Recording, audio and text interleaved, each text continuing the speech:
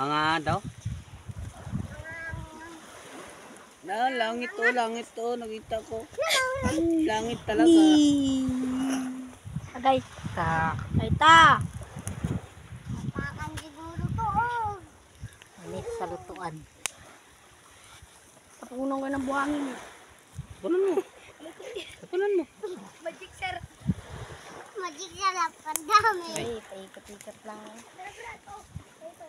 Sarap. Mapa. Mga guys, nagluto po tayo ngayon, tinatawag nila guys na sinugbang inihaw. Kung sa Tagalog, inihaw na sinugba. Ang recipe po nito guys ay marami. Asin, tsaka salt. At kinakailangan nito guys sa pagluto ng ganito. Kita mo. Maraming proseso. Dito sa akin dito. Maraming proseso ang kailangan gamitin nito sa pagluto nito. Kailangan natin ng kahoy na makalason. Kasi busog ka pero patay ka, okay na yun guys.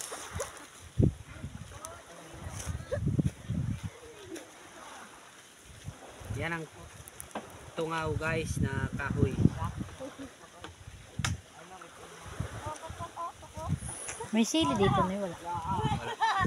Mamaya guys, lalagyan natin to ng recipe na masarap, suka. Ayan pala guys, may aso ako guys, nagalaro ng buhangin. Guys, aso ko yan guys. Ayan guys. Yan ang aso guys na kung tawagin ay aso guys.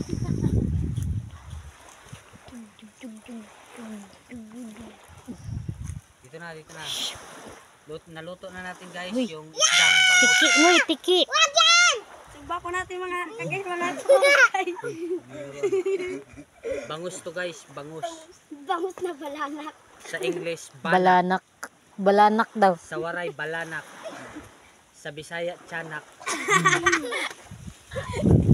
Ayan, guys.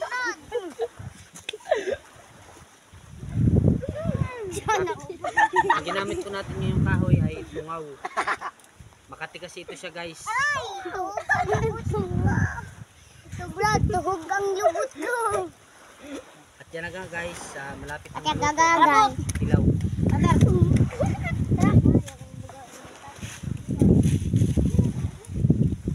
Medyo tinamad na ako guys magkapit, kaya ganyan na natin guys.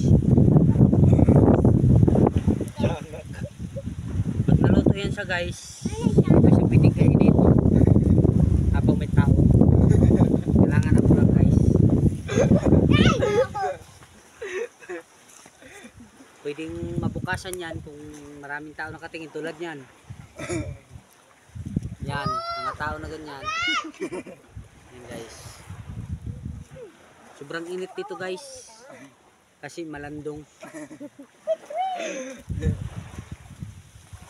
Yung nyug dito guys, mabababa lang. Magbababa ka na may Mahulog, patay ka.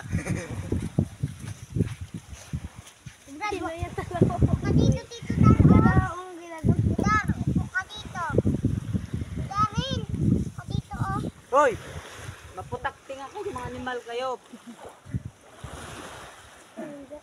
Uy, huwag yan. Ito na yan guys.